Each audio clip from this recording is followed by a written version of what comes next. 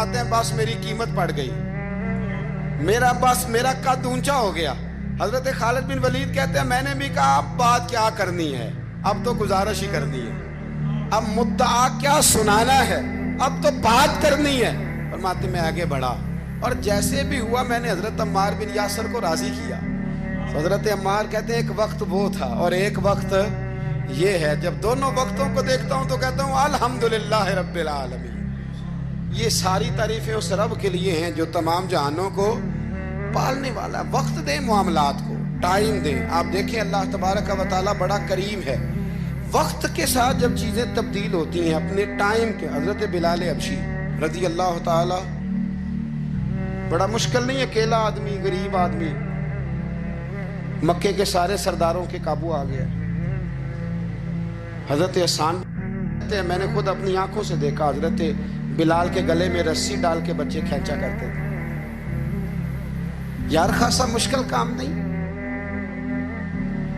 امیہ بن خلف ڈنڈوں سے مارتا ہے, آپ کے ہاتھ اور پیر چارپائی کے نیچے رکھ کے تو اوپر بیٹھے رہتے بڑی بڑی دیر.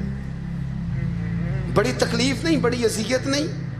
لیکن حضرت بلال حبشی فرماتے ہیں پھر میں نے وہ سارے دکھ مٹتے دیکھے.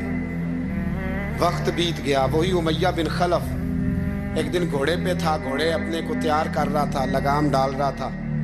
حضور علیہ السلام گزرے تو فرمایا کیا کر رہے ہو؟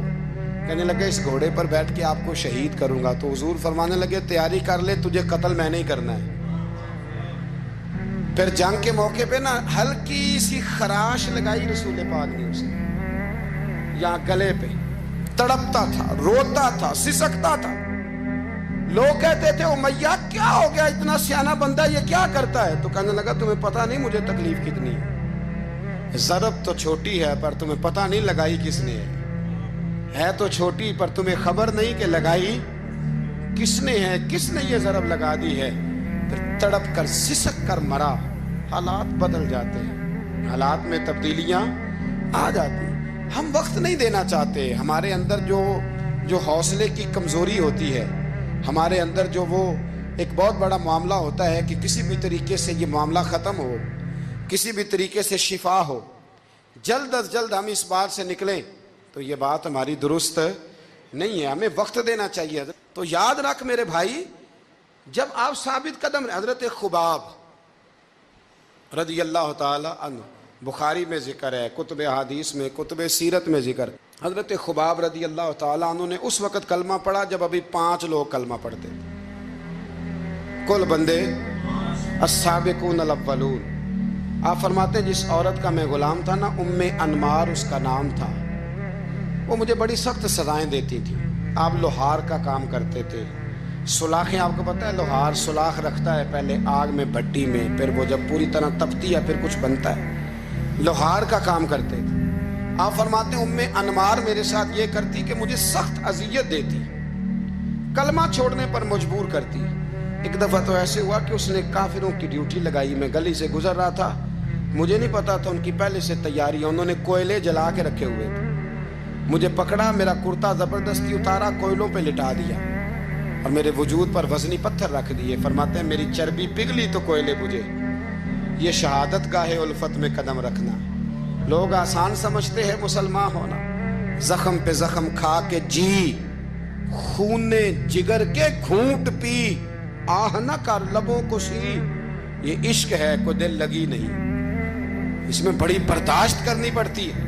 آپ فرماتے ہیں کہ حضور علیہ السلام نا خانہ کعبہ کی دیوار کے ساتھ ٹیک لگائے بیٹھے تھے. میں ایک دن حاضر, مجھے بڑی تکلیف دیتے تھے. کہتے ہیں جب میں کام کر رہا ہوتا تھا تو میری مالکن آتی تو وہ نکال کے نا سلاخ تو میرے سر پہ رکھ دیتی. میرا سارا وجود زخمی تھا. حضور خانہ کعبہ کی دیوار سے ٹیک لگائے بیٹھے تھے. میں حاضر ہوا تو محبوب کریم بھی اٹھے. تو حضور علیہ السلام سے میں نے عرض کی حضور دیکھیں مجھے کتنی تکلیف دی جاتی. تو ابھی فرمانے لگے بس اتنی. فرمایا تم سے پہلے لوگوں کے سروں پر آرے رکھ کے 2 حصوں میں چیر دیا جاتا تھا. لوہے کی کنگھیوں سے ان کے وجود ادھیڑ دیے جاتے تھے, پر وہ سی نہیں کرتے تھے, اف نہیں کرتے تھے. میں خبردار بس اتنی. اور پھر میرے حضور نے ہاتھ اٹھائے, کہا اے اللہ خباب کی مدد فرما, اے اللہ خباب کی اتنے لفظ ادا کی. حضرت خباب کہتے ہیں پھر میں نے وقت کو وقت دیا, پھر میں نے حالات کو وقت دیا, پھر میں نے اپنے محبوب کی دعا کو قبول ہوتے دیکھا. فرماتے ہیں وہ میری مالکن جو مجھے تکلیف دیتی تھی, اذیت دیتی تھی, پھر اس کا حال یہ تھا کہ اس کے سر میں درد اٹھا, اور جس طرح کتا چیختا ہے جب اسے مارا جاتا ہے تو وہ چلاتا ہے, اس طرح وہ آوازیں نکالتی. پھر وہ بہت بڑے طبیب کے پاس گئی تو اسے کسی نے کہا کہ لوہے کی سلاخوں سے اپنے سر کو دگوایا کر, داغ دیا کر, اسے چلایا کر جگہ جگہ سے تاکہ تیرے اندر کا درد ختم ہو. تو آپ فرماتے ہیں پھر لوگوں میں نے صبر اور استقامت کا رزلٹ دیکھا کہ وہ جو مجھے بطور سزا میرے سر پہ سلاخیں رکھتی تھی, پھر وہ بطور دوائی منگانے لگی. میں سلاخ گرم کر کے لاتا, اس کے سر پہ رکھتا. فرماتے ہیں پھر اسے سکون ہوتا, پھر وہ تڑپتی. اور چونکہ مجھے تو وقت یاد تھا نا, کہتے ہیں لیکن میں مصطفیٰ کریم کا کلمہ پڑھتا تھا, میں نے کبھی دوبارہ پلٹ کر اسے یہ بات یاد نہ کرائی. آپ وقت دیں, ماحول کو ٹائم دیں. آپ دیکھیں, ہاں یہ ضرور دیکھ لیں کہ آپ کے ضمیر کے اندر کوئی ایسی بات تو نہیں, کوئی ایسا معاملہ تو نہیں کہ جہاں آپ غلط ہیں.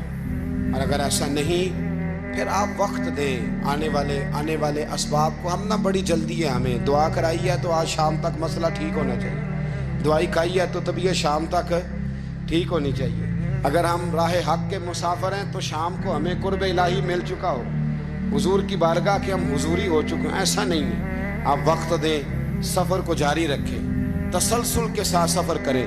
سفر کے لیے جتنے اسباب کی ضرورت ہے وہ سارے اکٹھے کریں, محنت پوری کریں, جد و جہد پوری کریں, ہمت پوری کریں, لیکن پھر نتیجہ اپنے رب کریم پہ چھوڑ دیں. پھر رزلٹ اپنے اللہ. کئی دفعہ ہماری چاہت اور ہوتی ہے اور اللہ کی حکمت اور ہو, تو اللہ کی حکمتوں پر بہت ساری چیزوں کو چھوڑیں.